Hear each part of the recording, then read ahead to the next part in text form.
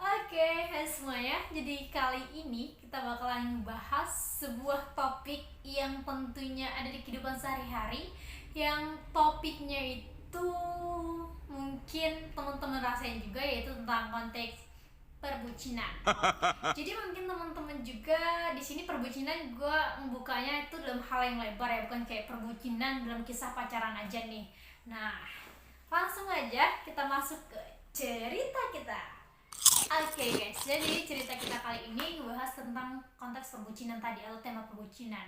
Jadi menurut gue perbucinan itu bukan mengenai hal-hal yang pacaran aja. Misalnya lu suka sama seseorang terus dipendam, itu maksudnya menurut gue itu udah termasuk ke konteks perbucinan ya teman-teman. Nah, di sini gue mau ngebahas tipe-tipe orang ketika suka sama seseorangnya. Nah, tipe orang yang pertama suka ke orang itu bisa kelihatan dan juga disampaikan.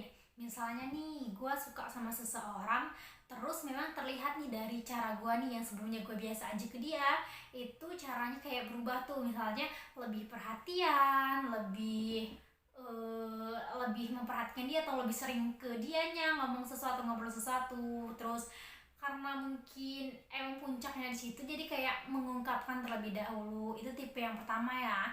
Lalu tipe yang kedua itu adalah tipe diam-diam suka atau DDS nih. Jadi gak ketara banget ketika dia suka sama seseorang ataupun dia nggak suka sama seseorang. Biasanya orang ini emang kayak menyembunyikan banget kan. Itu emang tergantung dari masing-masing orang. Dan ada juga tipe orang nih yang mudah suka sama seseorang.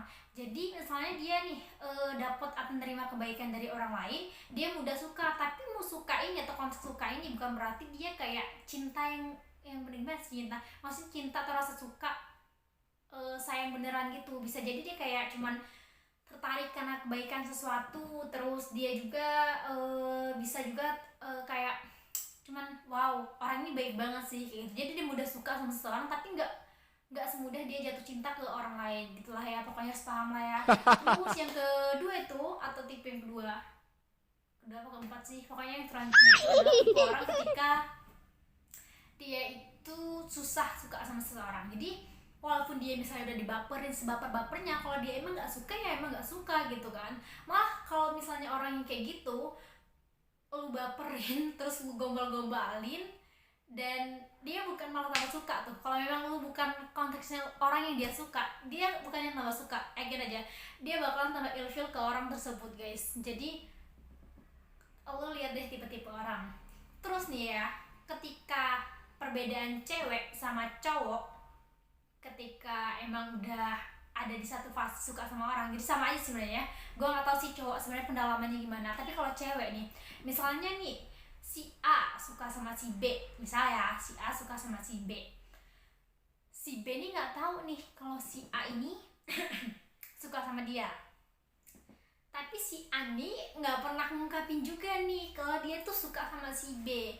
Jadi meskipun kalau cewek itu si B ini bukan punya si A, tapi si A ini konteksnya suka nih sama ke cowok atau jatuh cinta ke cowoknya, biasanya cewek itu ya meskipun si cowok itu bukan siapa-siapanya dia, kalau cowok itu kayak nanggepin orang lainnya itu beda, atau kayak contohnya simpelnya itu kayak nge-reply komentar dari seorang cewek lain kecuali si A tadi, itu bakalan kayak overthinking, kayak cemburu, pasti bertanya-tanya sih dalam kepalanya, itu pacarnya bukan, itu pacarnya bukan, itu kekasihnya bukan, atau itu lagi PDKT-nya, atau itu doinya. Nah gitu. Kalau cewek, kalau cewek kah sama cewek kah ya gitu.